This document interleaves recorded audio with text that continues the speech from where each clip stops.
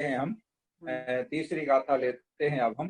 देखो तीसरी गाथा में जो ये जीव के जो 9 अधिकार बताए गए हैं दूसरी गाथा में, अब इन्हीं 9 अधिकारों का वर्णन चल रहा है। तो पहला अधिकार है जीवत्व अधिकार। तो जीवत्व अधिकार के बारे में बताया जा रहा है कि जीव कैसे जीता है, उसके जीवत्व अधिकार के बारे में तो हम बोलेंगे और आप दोहराएंगे तो अच्छा रहेगा। एक काले चदुपाणा, बोलो काले चदुपाणा, अभी बोलो तिक्काले चदुपाणा, काले चदुपाणा, इंद्रिय बल माऊ, इंद्रिय बल माऊ, आण पाणो या, आण पाणो या, इंद्रिय बल माऊ, इंद्रिय बल माऊ, आण पाणो या, इंद्रिय बल माऊ आण पाणो या, इंद्रिय बल माऊ आण पाणो या, व्यवहारा सो जीवो, व्यवहारा सो जीवो, व्यवहारा सो जीवो, व्यवहारा सो जीवो, निश्चय लय दो, निश्चय लय दो, निश्चय लय दो, निश्चय लय दो, दुचेदना जस, दुचेदना जस, दुचेदना जस, दुचेदना जस, निश्चय लय दो दुचेदना जस, निश्चय लय दो दुचेदना जस। जैसे शुरू से तिक्काले चदुपाणा, तिक्काले चदुपाणा, इंद्रिय बल माऊ आण पाणो या, इंद्रिय बल माऊ आण पाणो या, व्यवहारा सो जीवो, व्यवहारा सो जीवो, निश्चय दो दुचेदना जस्से, निश्चय दो दुचेदना जैसे। बहुत सुंदर। अब इसमें क्या बता रहे हैं? तिक्काले चतुपाणा, तिक्काले माने तीनों काल में। तीन काल कौन से हैं? सब जानते हैं, भूतकाल, भविष्यकाल, वर्तमान काल, ठीक है ना। तो तिक्काले माने तीनों काल में, चतुपाणा माने 4 प्राण। जीव के प्राण कितने होते हैं? तो तीनों काल में 4 प्राण होते हैं। 4 प्राण होते हैं, मतलब तीनों काल में, उन्हें पहले भी होते थे, अभी भी होते हैं और आगे भी होंगे। तीनों काल का मतलब ये है। प्राण कितने होते हैं? 4 प्राण होते हैं। कौन से 4 प्राण होते हैं? इंद्रिय, बल, माऊ, आण, पाणु या। माने इंद्रिय माने इंद्रिय, हमारी इंद्रियां है ना, स्पर्शन इंद्रिय, रसना इंद्रिय, घ्राण इंद्रिय, चक्षु इंद्रिय, कर्ण इंद्रिय। ये शरीर में 5 इंद्रियां होती हैं हमारी, तो ये इंद्रिय प्राण कहलाते हैं। तो पहला प्राण का नाम है इंद्रिय, दूसरे प्राण का नाम है बल। हमारे शरीर में बल होता है तो काय बल बोलते हैं, ये वचन बल है। और मन होता है तो मन बल। ऐसे 3 बल होते हैं, मन बल, वचन बल और काय बल। तो ये बल नाम का प्राण है। तो ऐसे बल कहेंगे तो बल एक प्राण हो गया। और कहेंगे कितने होते हैं बल? तो 3 होते हैं बल, मन, वचन और काय। मन बल, वचन बल और काय बल। तो ऐसे 3 भेद हो जाएंगे। ऐसे इंद्रिय एक प्राण हो गया इंद्रिय। फिर इंद्रियां कितनी होती हैं? तो इंद्रियां 5 होती हैं। स्पर्शन इंद्रिय, रसना इंद्रिय, घ्राण इंद्रिय, चक्षु इंद्रिय और कर्ण इंद्रिय। तो इंद्रिय के भेद करने से 5 हो जाएंगे। तो पहला प्राण हो गया इंद्रिय, दूसरा प्राण हो गया बल। तो यहाँ आ जाएगा बलम, बलम। और बलम के बाद निकलेगा आयु, आयु माने आयु। तो तीसरे प्राण का नाम है आयु। किसकी कितनी आयु है ऐसे पूछते हैं ना, कोई 10 वर्ष की आयु वाला है, कोई 20 वर्ष की आयु वाला है। तो ये आयु जो है ये प्राण है। तीसरे प्राण का नाम है आयु। पहला प्राण इंद्रिय, दूसरा प्राण बल, तीसरा प्राण आयु और चौथा प्राण है आण पाणु। आण पाणु माने श्वासोच्छ्वास, आन पान, उसको श्वासोच्छ्वास कहते हैं, माने सांस लेना और सांस छोड़ना। ये भी प्राण है। श्वासोच्छ्वास, श्वासोच्छ्वास है चौथा प्राण। कितने प्राण हो गए? अब 4 हो गए। इंद्रिय, बल, आयु, श्वासोच्छ्वास, ये 4 प्राण होते हैं। एक काले चतुपाणा, तीनों काल में जीव के 4 प्राण होते हैं। व्यवहारा सो जीवो, व्यवहार नय से। अब देखो यहाँ नय की बात आएगी। व्यवहार नय और निश्चय नय, मूल में 2 प्रकार की नय की बात आएगी। तो निश्चय नय जो होता है, सामान्य रूप से निश्चय नय के बारे में हम ये जान लें कि निश्चय नय अभेद कथन करता है, अभेद कथन करता है निश्चय नय। और व्यवहार नय उसी चीज को भेद कर करके कथन करता है, माने विस्तार करके। जहाँ विस्तार वर्णन होता है वो व्यवहार नय कहलाता है, और जहाँ अभेद माने जो जिसके भेद नहीं होते हैं, ऐसा अभेद जहाँ वर्णन होता है, कथन होता है, वो निश्चय नय कहलाता है। तो यहाँ निश्चय नय से जीव के कितने प्राण होते हैं और व्यवहार नय से जीव के कितने प्राण होते हैं, ये 2 प्रश्न का इसमें समाधान उत्तर किया गया है। तो पहला प्रश्न है निश्चय नय से, तो निश्चय नय से तो 1 प्राण होता है और व्यवहार नय से 4 प्राण होते हैं। तो व्यवहारा सो जीवो, व्यवहारा सो जीवो माने व्यवहार नय से जिसके इंद्रिय, बल, आयु और श्वासोच्छ्वास ये 4 प्राण होते हैं तीनों काल में, वह जीव है। माने जीव के व्यवहार नय से तीनों काल में 4 प्राण होते हैं। नंबर 1 इंद्रिय, नंबर 2 बल, नंबर 3 आयु, नंबर 4 श्वासोच्छ्वास। जीव के व्यवहार नय से तीनों कालों में 4 प्राण होते हैं, इंद्रिय, बल, आयु और श्वासोच्छ्वास। इसके बाद निश्चय नय 2 चेतना जैसे, और निश्चय नय से चेतना जीव का प्राण है, जिसमें चेतना पाई जाती है वो जीव है, ये निश्चय नय कहता है। तो 2 अलग अलग नय से आगे भी इसी तरह से निश्चय नय और व्यवहार नय से कथन किया जाएगा। तो निश्चय नय अभेद कथन करता है और व्यवहार नय उसके भेद कर करके विस्तार करके कथन करता है। दूसरी बात, निश्चय नय शुद्ध वस्तु का कथन करता है, निश्चय नय शुद्ध पदार्थ का कथन करता है, और व्यवहार नय अशुद्ध का कथन करता है। निश्चय नय भूतार्थ है, व्यवहार नय अभूतार्थ है। निश्चय नय सत्यार्थ है, व्यवहार नय असत्यार्थ है। इस तरह से अनेक प्रकार से निश्चय और व्यवहार नय के बारे में कहा जा सकता है। जैसे छैढाला में भी निश्चय नय और व्यवहार नय की बात आई थी, निश्चय रत्नत्रय और व्यवहार रत्नत्रय। तो निश्चय रत्नत्रय में निश्चय सम्यक दर्शन, निश्चय सम्यक ज्ञान, निश्चय सम्यक चारित्र बताया गया था। फिर व्यवहार रत्नत्रय में व्यवहार सम्यक दर्शन, व्यवहार सम्यक ज्ञान और व्यवहार सम्यक चारित्र का विस्तार से वर्णन किया गया था। और निश्चय रत्नत्रय का एक लाइन में निश्चय सम्यक दर्शन, एक लाइन में निश्चय सम्यक ज्ञान और एक लाइन में निश्चय सम्यक चारित्र। इस तरह 3 लाइनों में निश्चय रत्नत्रय की बात पूरी हो गई थी।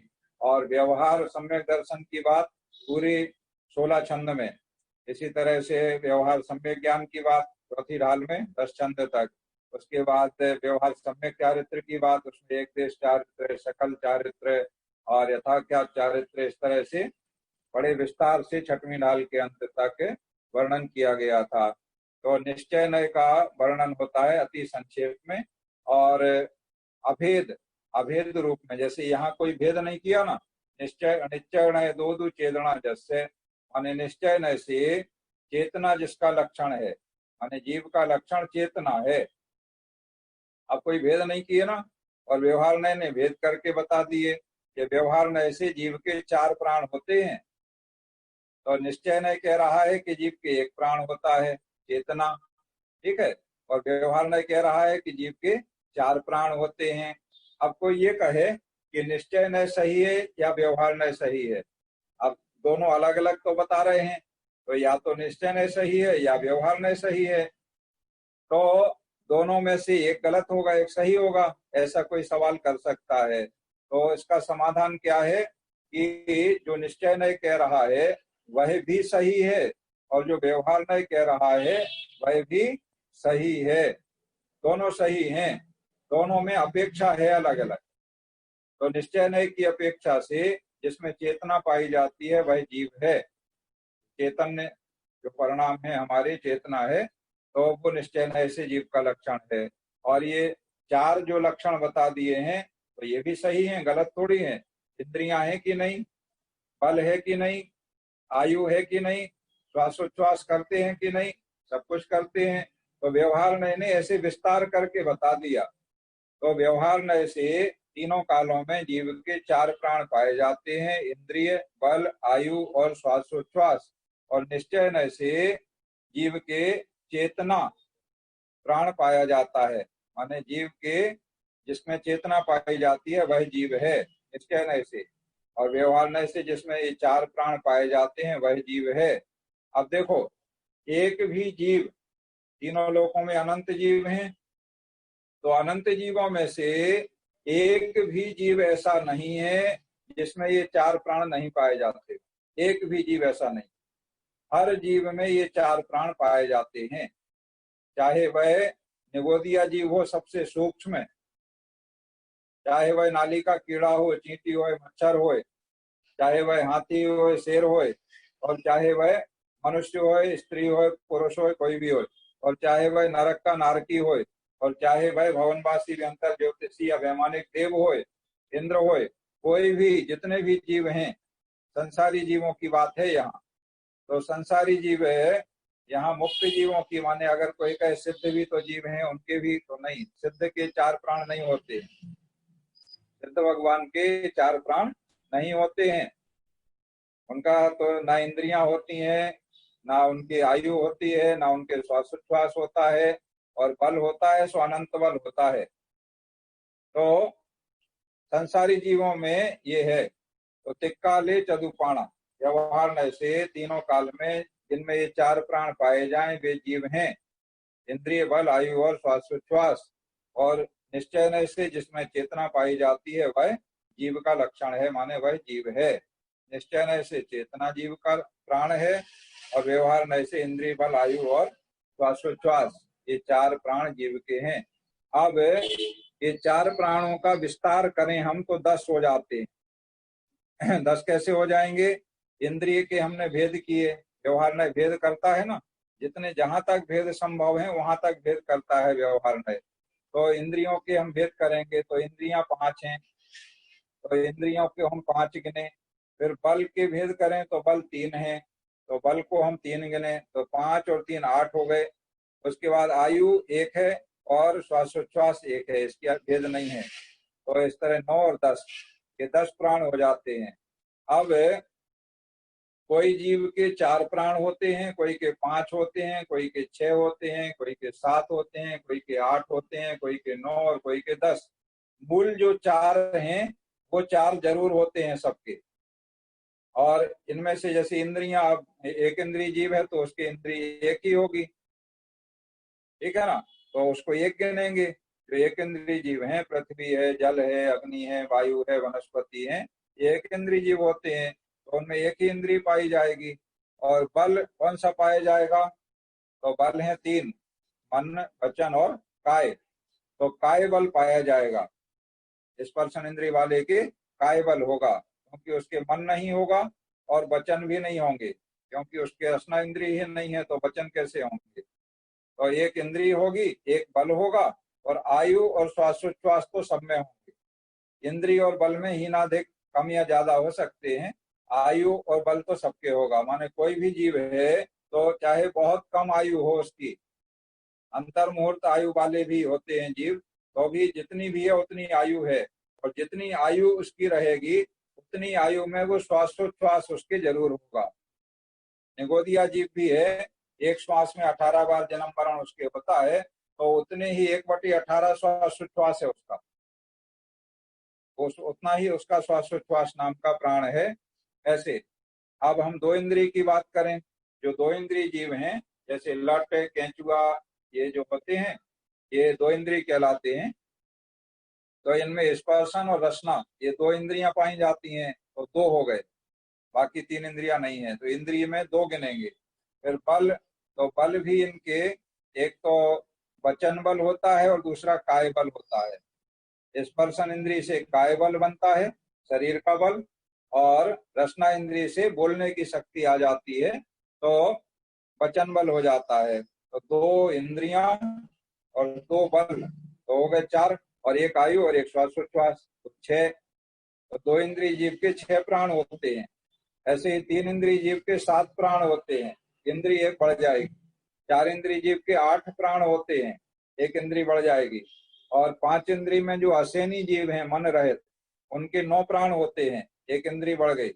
और जो मन सहित हैं, उनके 10 प्राण होते हैं, क्योंकि उनकी इंद्रियां 5 हो गई और मन बल उनके बढ़ गया, तो 3 बल हो गए, 5 इंद्रिय, 3 बल, 1 आयु, 1 श्वासोच्छ्वास, ऐसे 10 प्राण। पंचेंद्रिय सैनी जीव के 10 प्राण होते हैं, और पंचेंद्रिय असैनी के मन नहीं होता है, इसलिए 9 प्राण होते हैं। 4 इंद्रिय के 8, 3 इंद्रिय के 7, 2 इंद्रिय के 6 और 1 इंद्रिय के 4। इस तरह से विस्तार करने से ऐसे भेद हो जाते हैं। और सामान्य यहाँ पर हमें तो इतना ही समझना है, हम तो विस्तार आपको इसलिए बता दे रहे कि जिनमें अच्छी रुचि है और जो ज्यादा समझने की जिनमें अभिरुचि है और क्षमता है, तो वो विस्तार से समझ लें। और सामान्य समझने के लिए तो इतना ही है कि तीनों काल में व्यवहार नय से जीव के 4 प्राण होते हैं, इंद्रिय, बल, आयु और श्वासोच्छ्वास। और निश्चय नय से चेतना जीव का प्राण होता है। चेतना जिसमें चेतना पाई जाए वो जीव होता है, ये निश्चय नय कहता है। इस तरह निश्चय नय से बता दिया और व्यवहार नय से बता दिया जीव के प्राणों के बारे में। इस तरह से जो जीवत्व नाम का अधिकार है, उसकी बात एक गाथा में पूरी हो गई। ये जीव का वर्णन हो गया। अब आगे चौथी गाथा में वर्णन कर रहे हैं दूसरे अधिकार का। दूसरा अधिकार कौन सा है? उपयोग। और उपयोग अधिकार का वर्णन 3 गाथाओं में करेंगे, तीसरी गाथा में, चौथी गाथा में और 5वीं गाथा में। नहीं, चौथी, 5वीं और 6वीं में। तीसरी तो हो गई। चौथी गाथा, 5वीं गाथा और 6वीं गाथा, इन 3 गाथाओं में उपयोग अधिकार का वर्णन किया जाएगा। तो चौथी गाथा हम शुरू करते हैं, फिर आएंगे। ओबे ओ गो दुबियप्पो, एक सेकंड बोलिए। उप ओ गो दुवियप्पो, ओबे ओ उब गो ओ गो दुवियप्पो, ओबे ओ गो दुबियप्पो, उब ओ गो दुवियप्पो, दंसणाणम दंशणाणम च दंसणम च दुधा, च दंसणम च दुधा, दंसणाणम च दंसणम च दुधा, दंसणाणम च दंसणम च दुधा, दंसणाणम च दंसणम च दुधा, दंसणाणम च दंसणम च दुधा, चक्षु ओहि, चक्षु अचक्षु ओहि, चक्षु ओहि, चक्षु अचक्षु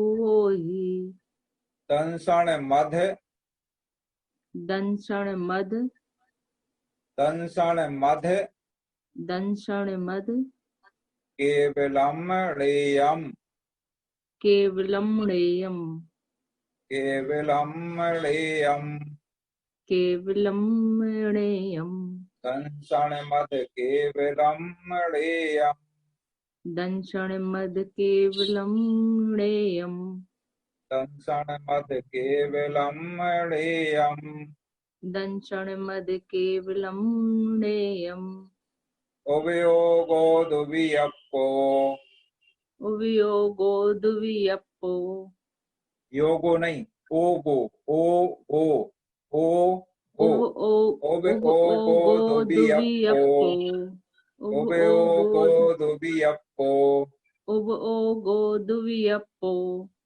दंसणाणं च दंसणं च दुधा दंशनाणं च दंशनं च दुधा दंसणाणं च दंसणं च दुधा दंशनाणं च दंशनं च दुधा चक्षु चक्षु ओहि चक्षु चक्षु ओहि चक्षु चक्षु ओहि चक्षु चक्षु ओहि दंसण मद केवलम णेयम।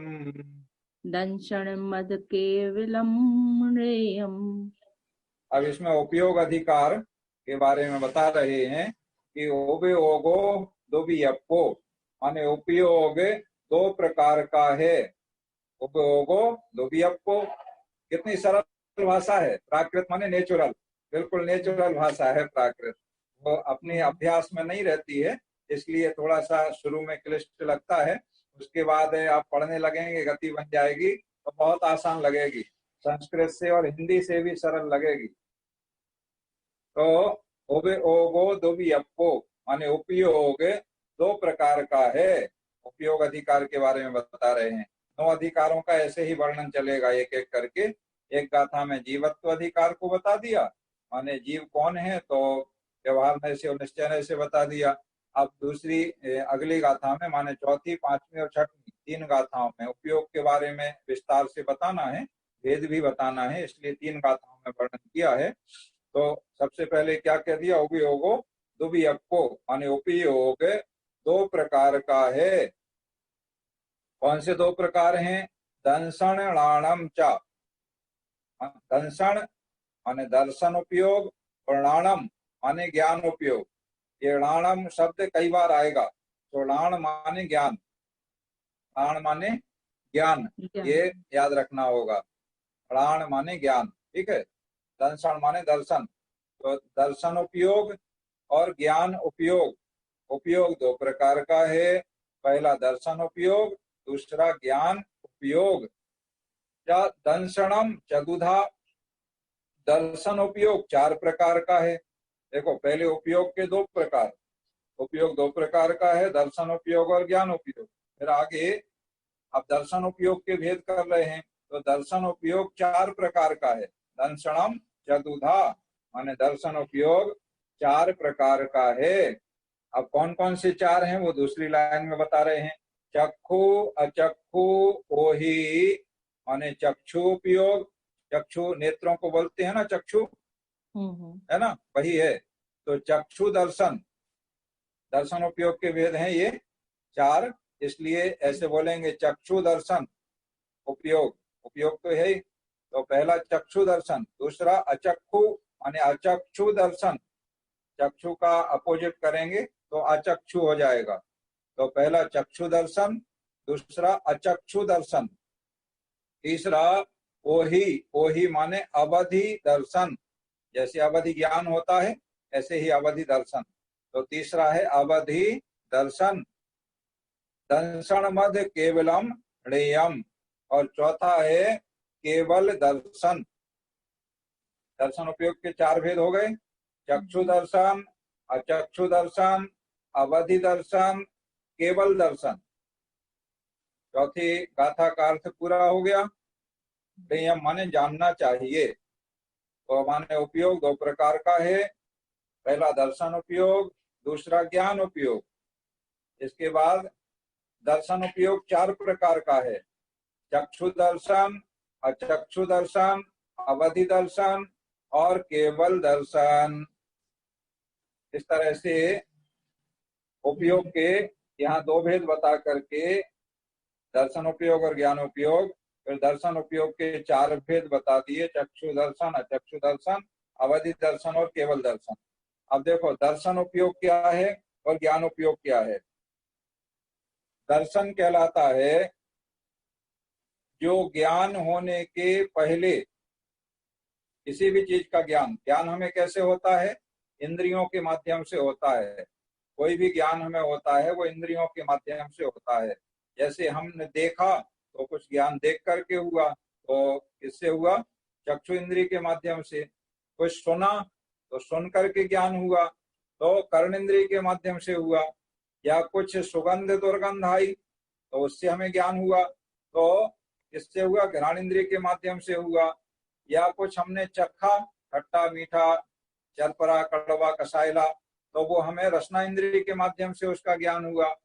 और पांचवा इंद्रिय हमारी स्पर्शन है, स्पर्शन से हमने छू करके किसी चीज को जाना तो स्पर्श के माध्यम से स्पर्शन के माध्यम से ज्ञान हुआ। बस ये 5 इंद्रियां हैं हमारे ज्ञान के तरीके माध्यम, इन 5 इंद्रियों के माध्यम से हमें ज्ञान होता है। तो जो ज्ञान हमें होता है, ज्ञान होने के पहले एक सामान्य आभास होता है।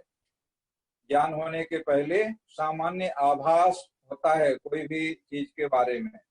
जैसे कोई की दुर्घटना वगैरह होती है तो दुर्घटना होने के तुरंत क्षण पहले उसे आभास हो जाता है कि अब हमारी दुर्घटना होने वाली है और तुरंत उसकी दुर्घटना हो जाती है। ऐसा इसमें इतना कम समय रहता है कि वो उसमें संभलने का मौका नहीं रहता है, तो अत्यंत कम समय रहता है वो, लेकिन आभास जरूर होता है। ऐसा आभास हर ज्ञान के पहले होता है। किसी भी इंद्रिय के माध्यम से ज्ञान होवे उसके पहले वो आभास जरूर होता है सारे संसारी जीवों को। उसे कहते हैं दर्शन। जो ज्ञान होने के पहले एक सामान्य आभास होता है उसे दर्शन कहते हैं। तो वह जो दर्शन है वह है चक्षु दर्शन, अचक्षु दर्शन, अवधि दर्शन और केवल दर्शन। तो ज्ञान के पहले होता है, इसलिए चक्षु दर्शन कैसे होता है? जो चक्षु माने नेत्र, नेत्रों के माध्यम से जो ज्ञान होना है उसके पहले जो आभास होता है वो चक्षु दर्शन कहलाता है। नेत्र के अलावा शेष 4 इंद्रियों से जो ज्ञान होना है उस ज्ञान होने के पहले जो आभास होता है वो अचक्षु दर्शन कहलाता है। और तीसरा अवधि दर्शन है। जिन जीवों को अवधि ज्ञान होता है उनके अवधि ज्ञान होने के पहले जो सामान्य आभास होता है वो अवधि दर्शन कहलाता है। ये अवधि ज्ञानियों को होता है, ठीक है ना। हम लोगों को चक्षु दर्शन और अचक्षु दर्शन होता है। अवधि ज्ञानी जो होते हैं उनके लिए अवधि दर्शन होता है, अवधि ज्ञान होने के पहले सामान्य आभास। और अंतिम है केवल दर्शन। केवल दर्शन होता है केवल ज्ञानियों के लिए, लेकिन इसमें एक विशेषता है। केवल ज्ञानी को जो ज्ञान होता है, केवल ज्ञान तो अनंत ज्ञान है, अनंत भगवान को होता है, सिद्ध भगवान को होता है, तो वो अनंत ज्ञान है। उसमें जो केवल दर्शन होता है वह ज्ञान के साथ में होता है, एक साथ होता है। माने जिस समय में ज्ञान होगा उसी समय में दर्शन होगा। और हम लोगों का, संसारी जीवों का ज्ञान होने के पहले दर्शन होता है, बाद में ज्ञान होता है। अंतर समझ गए? संसारी जीवों के माने चक्षु दर्शन में, अचक्षु दर्शन में और अवधि दर्शन में ज्ञान होने के पहले दर्शन होगा, और केवल दर्शन होगा ज्ञान होने के साथ, एक साथ। जिस समय में दर्शन होगा उसी समय में ज्ञान होगा, उसमें कोई भेद नहीं है। माने दर्शन और ज्ञान एक साथ होता है। केवल ज्ञानी तो 3 लोक के आलोक के समस्त पदार्थों को एक साथ जानते और देखते हैं, ऐसा कहते हैं ना। तो वो जानना और देखना एक साथ होता है उनके, और हमारा जानना और देखना माने दर्शन और ज्ञान अलग अलग होता है। पहले दर्शन होता है, बाद में ज्ञान होता है। ये इसकी बड़ी सूक्ष्म और विस्तार से चर्चा है, हमने तो आपको संक्षेप में बता दिया है, तो जिससे आपको एक सामान्य आभास रहे कि ऐसे होता है, ठीक है, इसमें भूल ना हो। बाकी इसकी विद्वान लोगों की सभा में जब चर्चा होती है तो काफी विस्तार से चर्चा होती है, बारीकियों से चर्चा होती है। तो वैसा अवसर जब आएगा तो आप लोग भी करोगे, रुचि रहेगी और जानना चाहोगे तो अवसर मिल जाएगा तो आप करोगे। तो इस तरह से आज हमने 2 गाथाओं में समझ लिया।